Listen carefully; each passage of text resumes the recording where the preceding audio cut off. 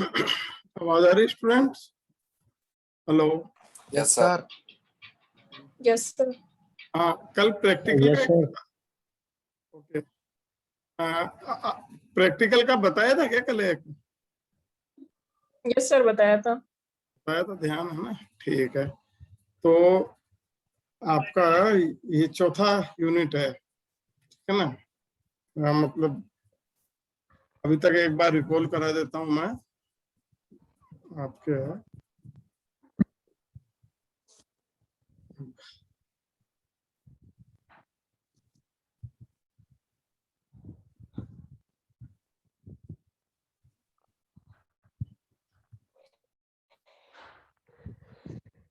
ये अपना देखिए, ऑब्जेक्ट्स हो गए, इंट्रोडक्शन हो गया, ठीक है, इंग्रेडिएंट्स ऑफ हो गए, इंस्ट्रूमेंट एंड मशीनरी, इसमें डिफरेंट मेथड्स वगैरह सब आ गए इसमें। और ये introduction to various styles of printing. अरे भाई ये माइक बंद, अपना स्पीकर बंद कर लो, आवाज आती है इधर, है ना? वो स्पीकर केवल यूज के लिए ऑन करे, इसे बंद करके रखें। और जो ये प्रिंटिंग सेक्शन में जो लास्ट यूनिट है वो है आपका introduction to various styles of printing wise direct style, discharge style and resist style. ठीक है, इसी पर आज हम डिस्कस करेंगे, तो ये आप देख लें।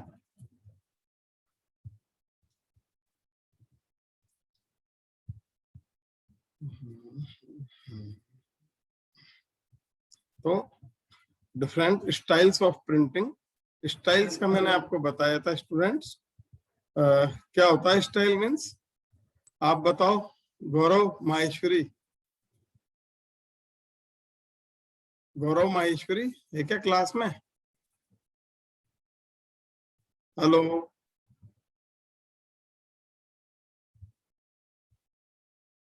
नवीन सिंह, नवीन सिंह चुंडावत।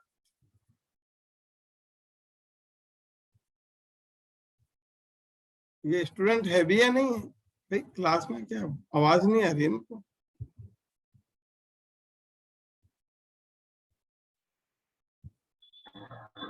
काजल आप बताओ, माइक तो ऑन कर रखा है आपने?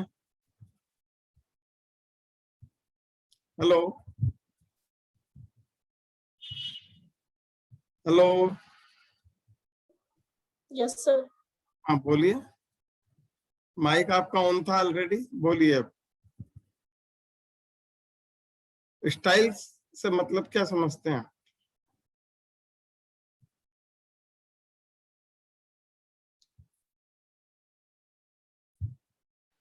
अब बोलिए, इसमें स्लाइड में लिखा हुआ है वो तो पढ़ के बोल दो। नहीं,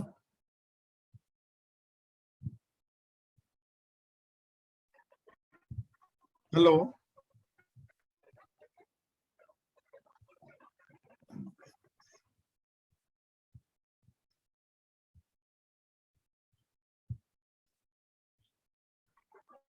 आर्यन सेठिया, आर्यन है? Yes sir. बोलो, what do you mean by style? Nidhi mike on है, माइक बंद करो निधि। सर ये एक मैनर होता है, पर्टिकुलर एक्शन जिसपे वो कपड़े को प्रिंट करना होता है अपने को। मैनर जो वो स्टाइल जिस कोई मैनर चीज, में अपन डिजाइन चाहते हैं। स्टाइल कोई चीज है क्या जिसके ऊपर प्रिंट करेंगे अपन? ऐसा नहीं है। मैनर, मैनर सर, मैनर है एक। तो है किस तरह से किसी काम को परफॉर्म करने का तरीका, ठीक है ना? दो चीजें होती है, किसी काम को परफॉर्म करने का तरीका जिसे आप कह रहे हो मैनर, ठीक है, एक तो वो, और दूसरा होता है उसके लिए कौन से इक्विपमेंट्स यूज ले रहे हैं, वो क्या कहलाता है? बोलो। ये तो वो स्टाइल जो आप बता रहे हैं, manner, manner by which a particular action is performed, है ना? ये तो वो आपके स्टाइल्स, ठीक है। और किस equipment which are used to perform a particular effect, ठीक है, वो क्या कहलाएगा आपके, बता सकते हैं कोई भी? हाँ बोलो बोलो। मेथड। मेथड बिल्कुल सही है, तो इतना सोच क्यों रहे हो उसमें, ठीक है। तो मेथड और स्टाइल्स, ठीक है। तो styles refers to manner in which a particular action is performed. For example, style of walking, writing, style of working, ये सब मैनर हैं, ये स्टाइल है। प्रिंटिंग में कौन से हैं? तो प्रिंटिंग को तीन तरीके से हम, तीन मैनर में तीन तरीके से प्रिंटिंग इफेक्ट ला सकते हैं किसी फैब्रिक पर, ठीक है। फर्स्ट होता है डायरेक्ट। तो डायरेक्ट पहले थोड़ा बहुत मैंने ब्रीफ किया था। डायरेक्ट स्टाइल में क्या होता है कि कोई भी इफेक्ट डायरेक्टली लाया जाता है, मीन्स जिस तरह हम छापेंगे उसी तरह का इफेक्ट उस पर आएगा, ठीक है। ब्लॉक को चार्ज किया, ठीक है, और उसको प्रिंट कर दिया, जैसा डिजाइन छपा वैसा का वैसा फाइनल इफेक्ट आ जाएगा, ठीक है। तो इसको कहते हैं हम डायरेक्ट स्टाइल, ठीक है। अब डायरेक्ट स्टाइल देखिए, आपके पर्टिकुलरली क्या इंट्रोडक्टरी टाइप है, इतना डिटेल में नहीं है। नहीं तो जो टीसी वाले हैं उनके डायरेक्ट स्टाइल में ही जितने फाइबर है, मतलब कम से कम 5-7 फाइबर, कॉटन है, वूल है, सिल्क है, नायलॉन है, पॉलिस्टर है, ठीक है, एक्रिलिक है, पॉलीप्रोपाइलिन है, और इस तरह के फाइबर, इन पे कौन कौन सी डाई प्रिंट हो सकती है वो सब उनके चलता है। आपके केवल एक एग्जांपल इसमें दिया हुआ है, वो आप देखिएगा, ठीक है।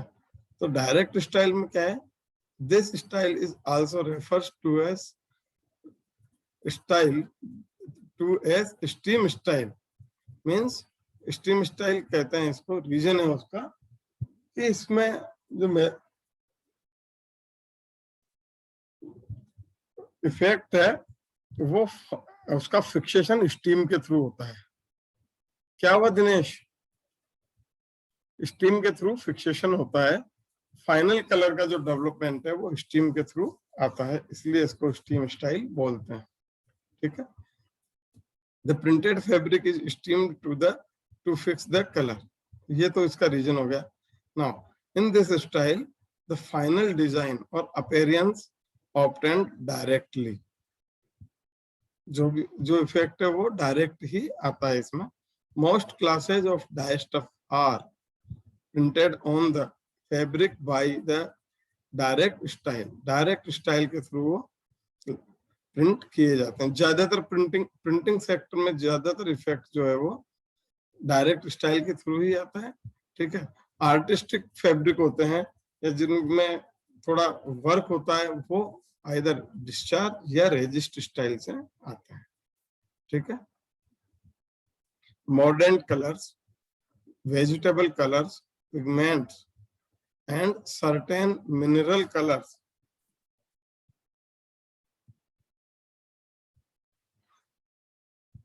are also applied to the fabric by this style. देखिए सबसे पहले तो मॉडर्न कलर्स का आप देखेंगे। मॉडर्न कलर्स कौन से होते हैं इसमें देखिएगा, वो कलर जो डायरेक्टली अप्लाई नहीं होते हैं, ठीक है। जैसे आप हल्दी का कलर फैब्रिक पर देना चाहते हैं बिल्कुल पीला, आप हल्दी से किसी हल्दी पाउडर को पानी में घोल के और उसको फैब्रिक पर चढ़ाएंगे तो वो फैब्रिक पीला पीला हो जाएगा, बट वो कुछ दिनों बाद में उतर जाएगा क्योंकि ये अस्थायी होता है, परमानेंट नहीं होता है, ठीक है। लेकिन मॉडर्नेटिंग कर देंगे तो ये परमानेंट हो जाएगा। मॉडर्नेटिंग में आप देखिए, मॉडर्न्स क्या होते हैं? Mordants are the chemicals which has affinity towards the dye as well as fabric, दोनों के लिए इनकी अफिनिटी होती है, ठीक है। तो जैसे फेरस सल्फेट है, फेरस अमोनियम सल्फेट है, ठीक है, लाइम वाटर है, ठीक है, फिटकरी है, और भी इसी तरह के बहुत सारे मॉर्डेंट्स होते हैं। तो आप कोई भी मॉर्डेंट लेंगे, दो तरह की मेथड है, प्री मॉर्डेंटिंग एंड पास्ट मॉर्डेंटिंग। ठीक है, दोनों से ही डाई होती है।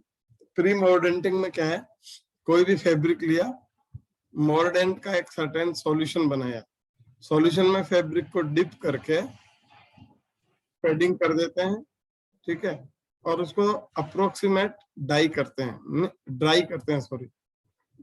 तो अप्रोक्सीमेट ड्राई का मतलब लगभग सूख जाए, पूरा नहीं सूखे, लगभग सूख जाए, उसी कंडीशन में फिर उसको हम डाई अप्लाई कर देते हैं उस पर। ठीक है, तो ये हो गया प्री मॉर्डेंटिंग मेथड।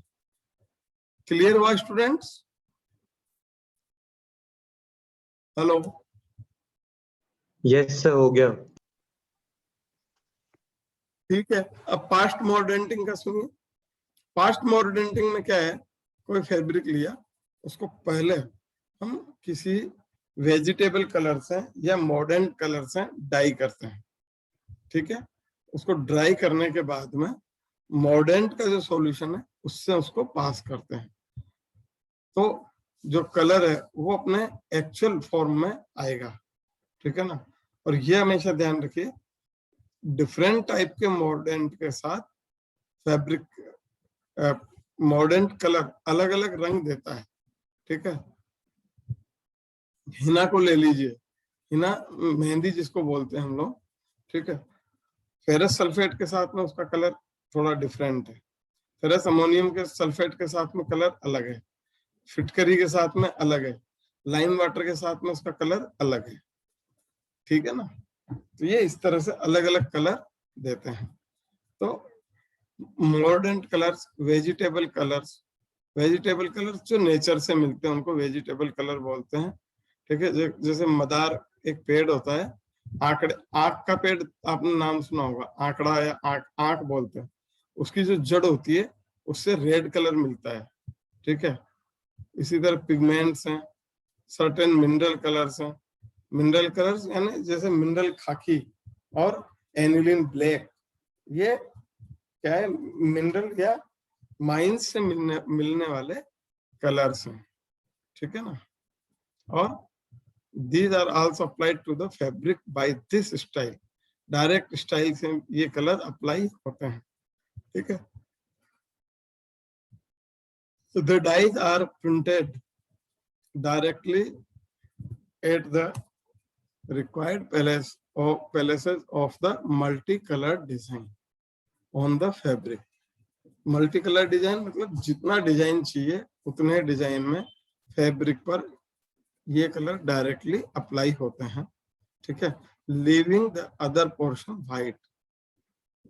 ऑब्वियसली पर्टिकुलर जगह पर हम डिजाइन को प्रिंट करेंगे तो बाकी पोर्शन जो है उसका व्हाइट रह जाएगा। Is it clear? Hello?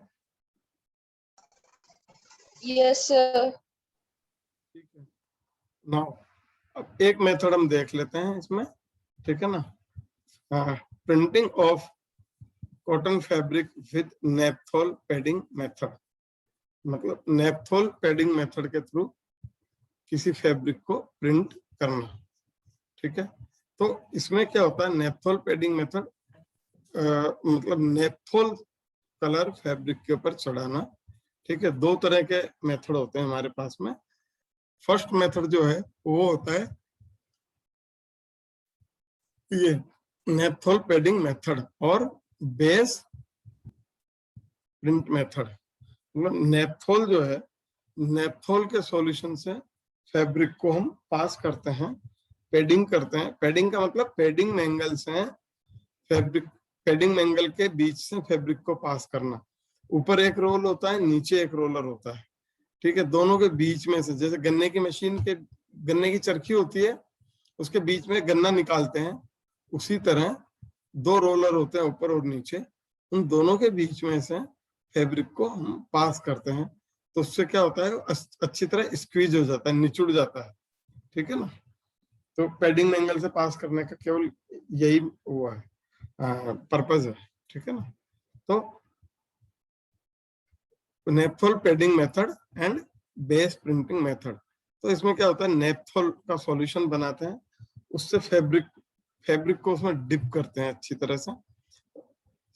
Naphthol जो है वो NaOH के साथ में डिजोल्व होता है, तो नेपथोल लिया, NaOH लिया, पानी डाला, सॉल्यूशन बन गया। फैब्रिक को उसमें डिप किया अच्छी तरह से, डिप करने के बाद पैडिंग मैंगल से पास करके उसको सुखा लेंगे, ठीक है। तो ये नेपथोल पैडिंग मेथड। अब जब फैब्रिक ड्राई हो जाए उसके बाद में उसको हम प्रिंटिंग टेबल पे बिछा लेते हैं, ठीक है। ये लेब मेथड बता रहा हूं मैं आपको, ठीक है ना। फैब्रिक को प्रिंटिंग टेबल पर बिछा लेते हैं अच्छी तरह से टाइट करके, ठीक है। और उसके बाद में जो डाई एजोटाइज बेस है, उस बेस को हम प्रिंट करते हैं किसी भी मेथड के थ्रू, चाहे ब्लॉक प्रिंटिंग हो, स्टेंसिल प्रिंटिंग हो, चाहे स्क्रीन प्रिंटिंग हो, ठीक है। तो क्या होगा, बेस जो है, बेस का अपना कोई कलर नहीं होता जाता, ठीक है ना। मतलब एक्चुअल कलर जो आएगा वो नेपथोल के साथ रिएक्शन करने के बाद में आएगा, ठीक है। तो जब जहां जहां पर प्रिंट है उस पर्टिकुलर जगह पर नेपथोल की एक्शन बेस से होती है, तो नेपथोल और बेस दोनों मिलकर कलर प्रोड्यूस करते हैं। बाकी जो जगह है, जब प्रिंटिंग प्रोसेस कंप्लीट हो जाए उसके बाद में फैब्रिक को सोडियम बाइकार्बोनेट, जो खाने का सोडा होता है ना, सोडियम बाइकार्बोनेट के सॉल्यूशन से पास कर देंगे। तो फैब्रिक पर से जो डिजाइन के अलावा जो चारों तरफ में नेपथोल लगा हुआ है, क्योंकि नेपथोल से तो हमने पेड किया है, पूरे फैब्रिक पर नेपथोल लगा हुआ है, ठीक है। तो जिस जगह पर डिजाइन है उस पर्टिकुलर जगह पर फैब्रिक का कलर चेंज हो गया, ठीक है। और बाकी जगह पर जो नेपथोल है वो रिमूवेबल है, मीन्स उसको हटाना पड़ेगा हमें। उसको हटाने के लिए सोडियम बाइकार्बोनेट के सॉल्यूशन से फैब्रिक को पास करते हैं, ठीक है। अब इसमें किसी को कुछ क्लियर नहीं हुआ हो तो बोले प्लीज, बोलिए स्टूडेंट्स।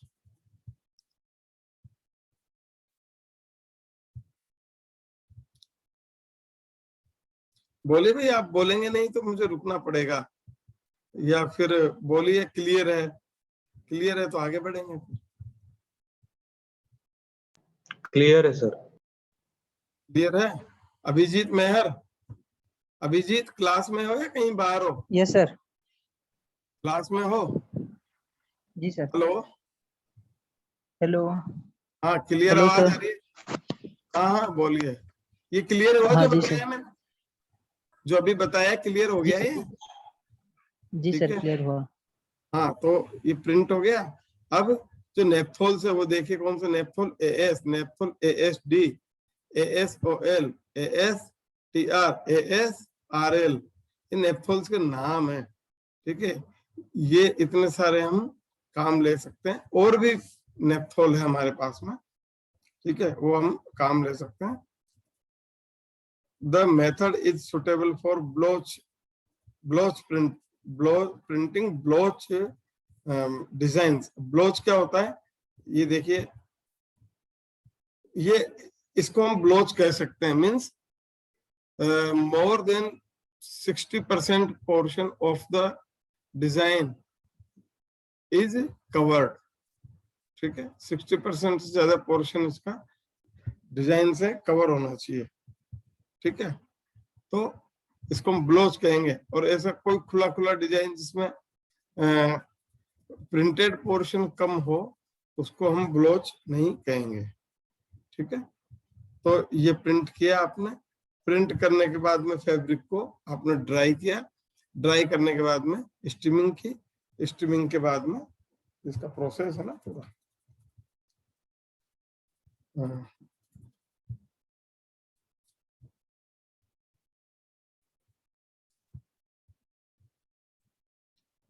तो प्रिंट की स्टीमिंग किया, स्टीमिंग के बाद में जब फैब्रिक पर कलर फिक्स हो गया, फाइनली उसको हम सोडियम बाइकार्बोनेट के सॉल्यूशन से धो लेते हैं। तो उससे क्या होता है, सोडियम बाइकार्बोनेट जो है वो अनफिक्स्ड ग्राउंड के नेपथोल को रिमूव कर देता है, फैब्रिक का कलर व्हाइट हो जाता है। ये आप देख रहे हैं इस तरह का फैब्रिक, ठीक है।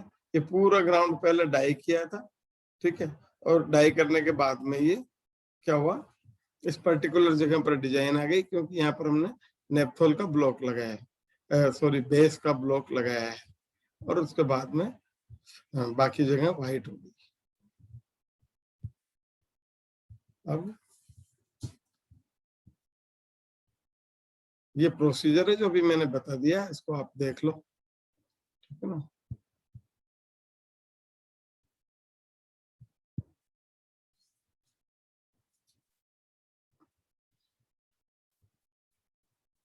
ये जो रिसाइपी है, ये रिसाइपी आपके बेस की है, ठीक है ना।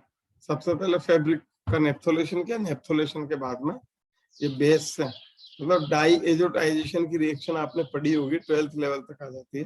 तो डाई एजोटाइजेशन हुआ फैब्रिक का, और फिर उसके बाद में कलर प्रोड्यूस होता है, ठीक है। तो ये आपकी कंप्लीट मेथड हुआ। अब सेकंड है आपका डिस्चार्ज स्टाइल ऑफ प्रिंटिंग। और डिस्चार्ज का मतलब होता है किसी कलर को रिमूव करना या हटाना।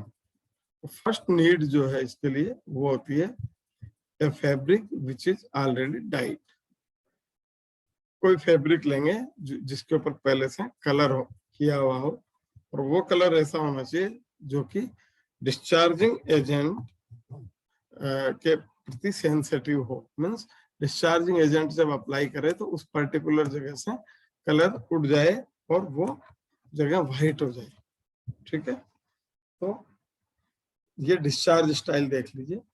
डिस्चार्ज मीन्स टू रिमूव और reduce the colour from the fabric, ठीक है। फैब्रिक से किसी कलर को हटाना, ये रिमूव करना, that is discharge.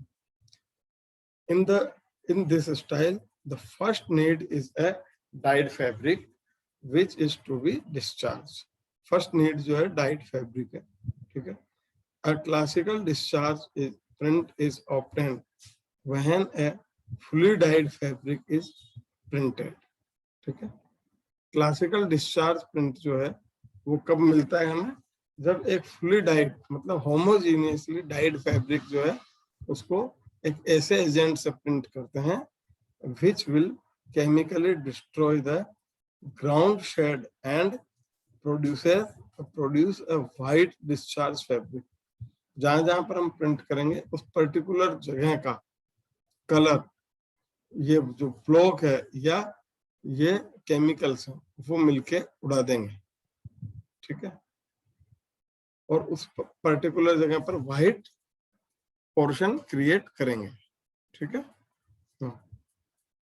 If a dye is used on discharge place, ये ध्यान से देखिएगा आप। If a dye is used on discharge place which is stable to the thickening discharging agent, then it is known as color discharge printing। तो मतलब क्या हुआ, white discharge और कलर डिस्चार्ज दो तरह की प्रिंटिंग होती है। व्हाइट डिस्चार्ज वो प्रिंटिंग होती है जिसमें पर्टिकुलर जगह का कलर हम उड़ाते हैं, ठीक है, और उस जगह पर कोई दूसरा डिजाइन नहीं प्रिंट करते हैं, ठीक है। कलर डिस्चार्ज वो प्रिंट होता है जहां पर किसी पर्टिकुलर जगह का कलर उड़ाते हैं और साइमल्टेनियसली मतलब साथ के साथ ही उस जगह पर कोई दूसरा कलर प्रोड्यूस करते हैं, ठीक है।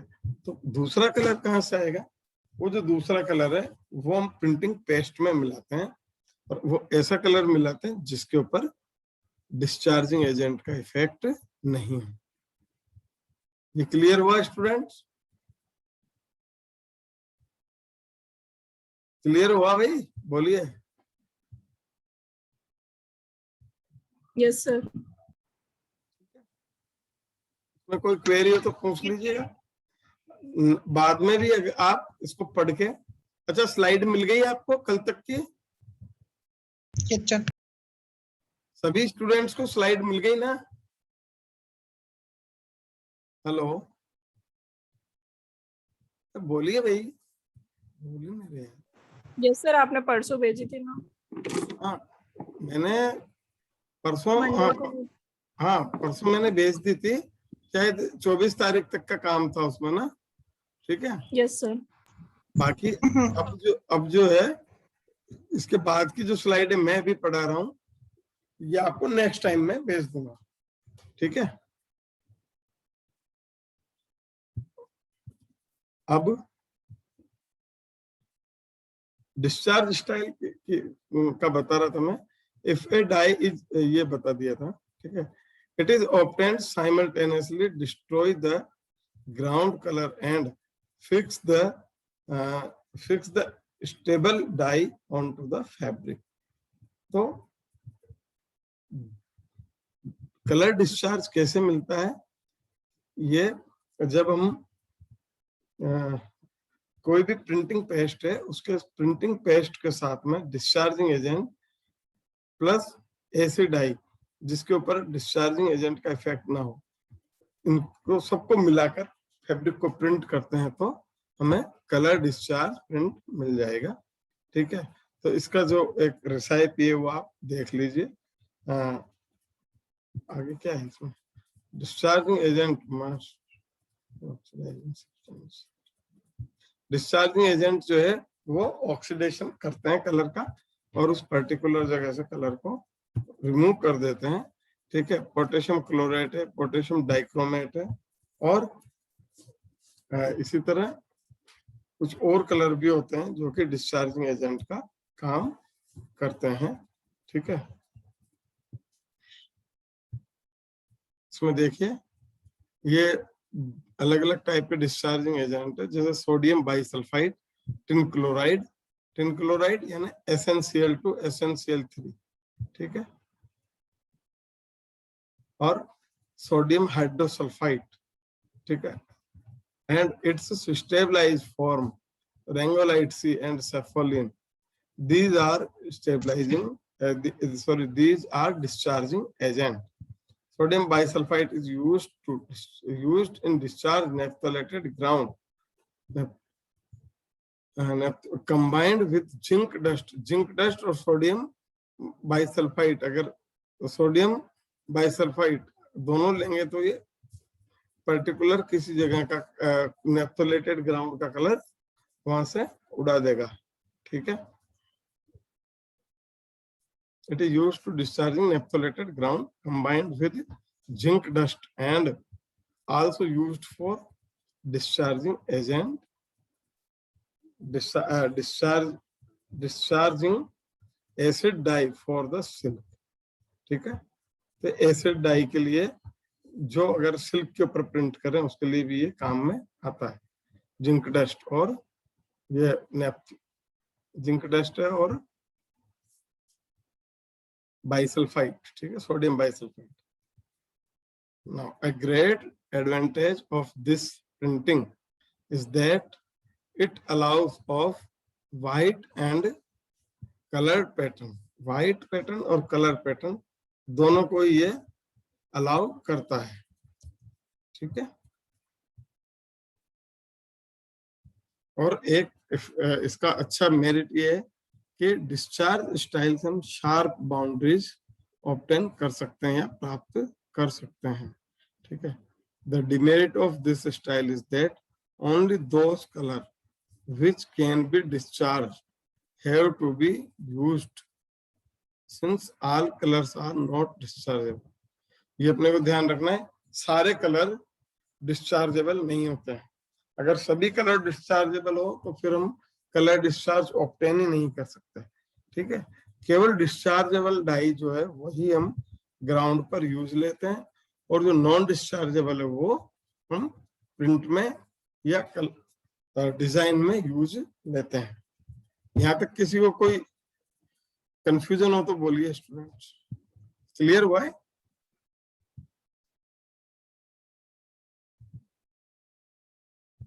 हेलो।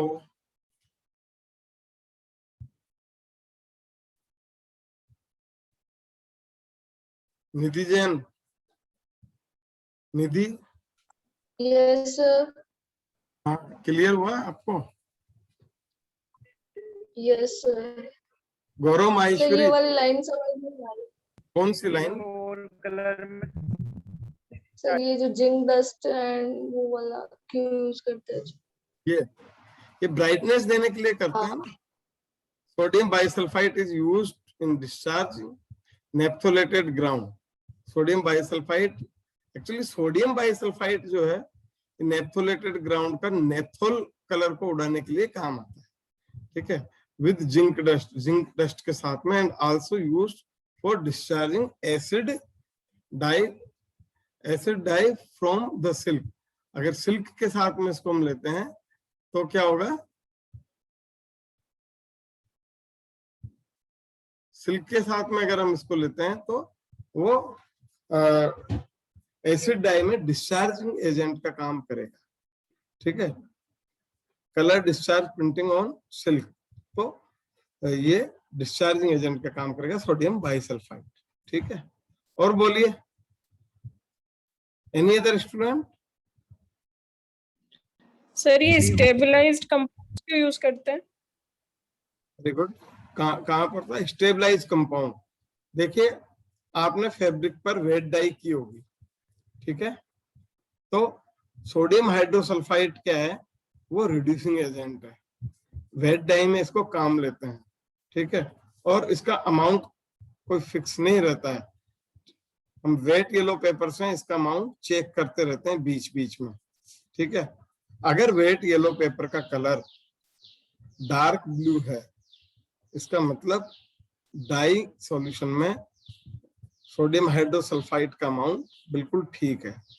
अगर वेट येलो पेपर का कलर येलो ही है, चेंज नहीं हो रहा है, इसका मतलब आपको इमीडिएटली उसमें सोडियम हाइड्रोसल्फाइड डालना होगा।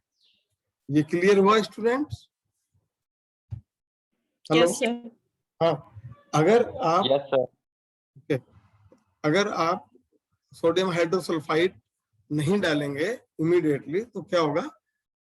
ऑक्सीडेशन हो जाएगा, इसलिए हाइड्रोसल्फाइड आप डालेंगे उसमें, ठीक। तो सोडियम हाइड्रोसल्फाइड का ही स्टेबलाइज फॉर्म है ये रेंगोलाइट सी, ठीक है। और ये रेंगोलाइट सी इसलिए यूज लेते हैं इसमें कि रेंगोलाइट सी हाई टेम्परेचर पर भी डैमेज नहीं होता, या हाई टेम्परेचर पर भी ये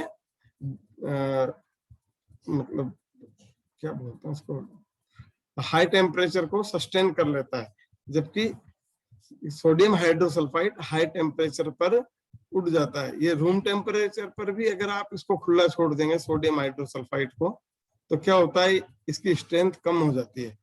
देखा होगा ना, लैब में कहते होंगे अपने सेन जी कि भाई हाइड्रोसल्फाइड के डब्बे को तुरंत बंद करो, उसकी स्ट्रेंथ उड़ जाएगी, कम हो जाएगी, ठीक है।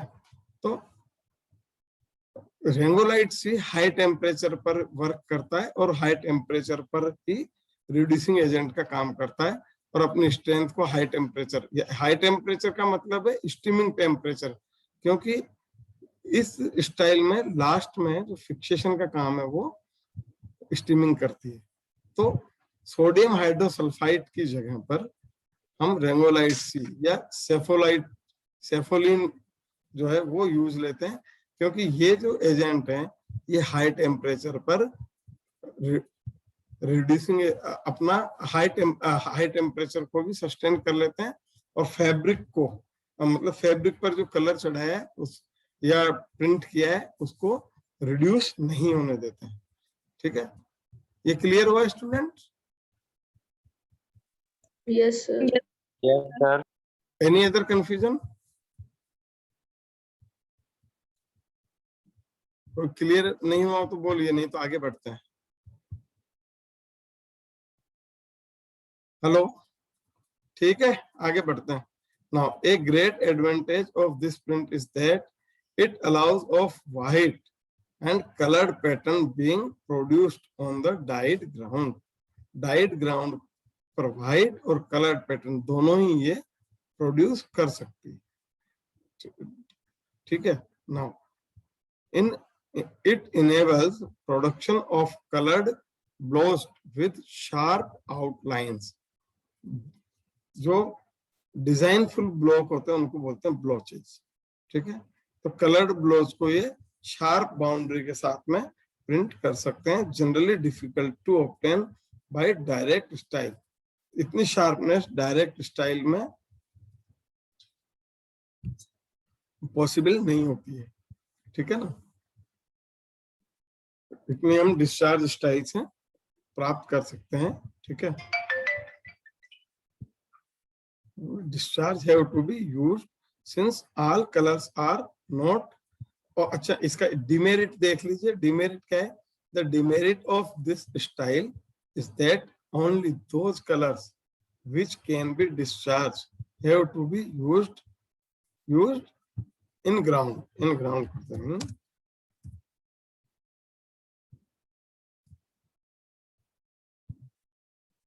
इन ग्राउंड पोर्शन, ठीक है ना।